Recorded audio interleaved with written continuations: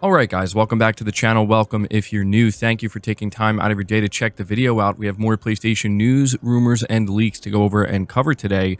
We're starting here with an interesting update regarding Sony stepping up PS5 shipments in order to avoid shortages amid U.S. tariff uncertainty. Being reported by Push Square, in the latest earnings report, Sony has stated some of its planned changes in response to the USA's new tariff policies. The White House has recently introduced a 10% tariff on goods imported from China, described by President Trump as an opening salvo, with many inferring that harsher levies may follow. This will have an impact on many products manufactured in the country, including Sony's various hardware devices, the PS5 among them, of course. The company has said that it plans to duplicate its supply chains and increase their flexibility, and it has already begun stockpiling a certain level of strategic inventory in the US. In other words, Sony is exploring new locations to mass produce the PS5 and its other electronics, and is ensuring it has a strong supply of products already in the US to avoid shortages and increase charges on importing from China. Sony has also said it expects the impact on its earnings for this financial year to be minor. So this is something that's important to go over, because if Sony does not make the proper changes and preparations, then the price of the base PS5 as well as the PS5 Pro will likely end up increasing, which would be bad for everybody. Obviously, from a consumer level, that's bad, but for Sony, that's probably the last thing they want to do, because then they're going to have a harder time selling these units. So the fact that they're stockpiling inventory, I would imagine GTA 6 is a big reason for this. GTA 6 is likely going to move an enormous amount of PlayStation 5 consoles. And so the last thing that I think Sony wants to have to deal with during such a critical time for their console is worrying about whether or not they're going to have to increase the price. And obviously, again, we don't want to worry about that either. So there you go. That's what Sony's planning on doing. But moving on to the next topic, we are talking about Spider-Man 3. We have an update here from the voice actor for Peter Parker, being reported by PlayStation Lifestyle. Marvel Spider-Man 3 actor Yuri Lowenthal has spilled some beans about Insomniac Games' upcoming adventure. The Peter Parker actor has relaxed concerns that his character will take a back seat in the next game, teasing that Peter will have a key role. During an exclusive interview with The Direct, Lowenthal was quizzed about Peter's role in Spider-Man 3, in response to which he promised that the character will not be relegated to the couch. There are very few things that I can say about this game, but you have somehow landed on the one thing that I can answer, and that's that yes, Peter is not gone, Lowenthal said. He will be part of the next game, and he won't be relegated to the couch, I promise. Previous leaks and teasers have suggested that Spider-Man 3 will have multiple playable characters, including Cindy Moon, aka Silk. Alpha gameplay allegedly from the upcoming title, which leaked as part of the infamous ransomware attack on Insomniac, also seemed to confirm this. So yeah, this is likely going to be a PlayStation 6 game, but it is interesting to get some official information here, albeit something very small and maybe not completely insignificant. But yeah, I think that he's just kind of letting us know the obvious, that even though if you finish Spider-Man 2, it seemed like it was just going to be Miles Morales that takes over, I think it's fairly obvious that Peter Parker is going to be heavily involved in the next game. Now, the idea of having like 3 playable protagonists, that does sound like it could be quite difficult for Insomniac to pull off, considering a lot of people feel as though they struggled to find a proper, I wouldn't say balance, but in terms of pacing with both Peter Parker and Miles Morales in Spider-Man 2, it's something that I think is going to be quite a challenge for Insomniac. But there you go. That is the latest information we have regarding Spider-Man 3. Let me know if that's a game you're looking forward to. Moving on to the next topic, it's worth noting here that apparently Sony is now the second largest company in Japan by market cap.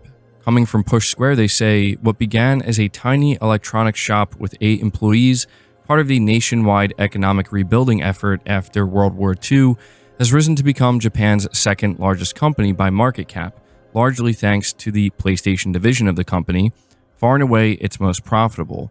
With a market cap, the total value of a company's shares of stock at $149 billion, Sony has entered the top 3 Japanese firms, surpassing automobile manufacturer Mitsubishi at $146 billion. However, it's still far behind Japan's biggest company, also a car maker, Toyota, at $231 billion. It's still more news that seemingly contradicts conventional gamer wisdom, namely that the market for video game consoles is dying. It's not. Still, we're glad that Sony jumped into video games.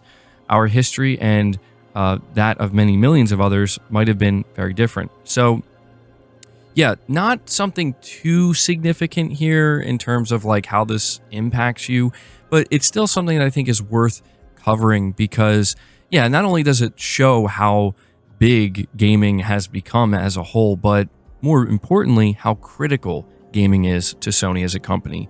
As this article points out, PlayStation is by far and away the most profitable division underneath Sony, and obviously they want to continue to grow beyond that 149 billion market cap. And, obviously they want to be the number one company in Japan. It's going to take, a long time for that to happen. But if it's going to happen, it's going to be driven by PlayStation.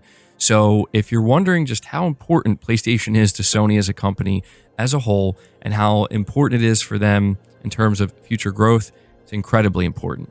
Moving on to the final topic of the video, it has to do with Microsoft announcing their generative AI for gaming and how they're probably going to use this technology on PlayStation 5. Once again, from Push Square, it says, in case you missed the news last week, Xbox has been training its artificial intelligence technology on Ninja Theory flop Bleeding Edge. I love how they word it that way, in an effort to eventually make games using generative AI. The company's failed to communicate a compelling use case for the project it's naming Muse, but it suggested it could be used to help game makers prototype different gameplay concepts faster, or bizarrely, boss Phil Spencer said it could be employed as a way to preserve games. Industry professionals have quickly spoken against that pie-in-the-sky idea. Now, perhaps in an effort to excite shareholders and raise investor capital, CEO Satya Nadella has revealed that Microsoft plans to have a catalog of games that will use the technology. Speaking on a recent podcast, he said one thing that we wanted to go after was using gameplay data. Can you actually generate games that are both consistent and then have the ability to generate the diversity of what the game represents and then are persistent to user mods, right? So that's what this is. In the concept video, an AI-generated version of Bleeding Edge is shown running in 2005 YouTube resolution at around 10 frames per second. The player is then able to use the model to drag in an object and place it inside the game, making it an interactable element. Nadella explained that his company is going to train the AI on more software and incorporate its features into its games. We're going to have a catalog of games soon that we will start using these models, or we're going to train these models to generate and then start playing them, he exclaimed. With Microsoft now transitioning to third-party publisher, you can bet any of this technology it actually uses will end up in PS5 games, so look forward to that. While the rest of the world will remain skeptical about the results, Nadella simply cannot contain his excitement. He beamed when Phil Spencer first showed it to me, where he had an Xbox controller, and this model basically took the input and generated the output based on the input, and it was consistent with the game. That was a massive moment of wow. It's kind of like the first time we saw ChatGPT complete sentences, or Dolly Draw or Sora. This is kind of one such moment. The concerns around AI are only going to get stronger, it seems, as the technology threatens to dilute human creativity, potentially through plagiarism. These models, let's not forget, are trained on the work of real humans whose efforts tend to go uncredited. But much like the metaverse and NFTs a few years back, massive companies like Microsoft are betting big on AI to drive investment from shareholders who are all inevitably looking to latch on to the next big thing. So yeah, this is something that is certainly going to be relevant going forward in terms of how much it could potentially impact not only games Microsoft is making, but games Microsoft is making that end up on PlayStation 5. So yeah, a lot of polarizing reactions to this new Xbox Muse AI, and it's going to be very interesting to see the results, right? It's going to be interesting to see how Sony potentially reacts or maybe doesn't react to this, but I just wanted to make you guys aware of it either way. That's going to do it for the video. I hope you enjoyed it. I hope you found it informative. If you did, leave it a like, subscribe if you're new, hit the bell notification icon, and feel free to share the video out on top of all that. But until next time, guys, take care.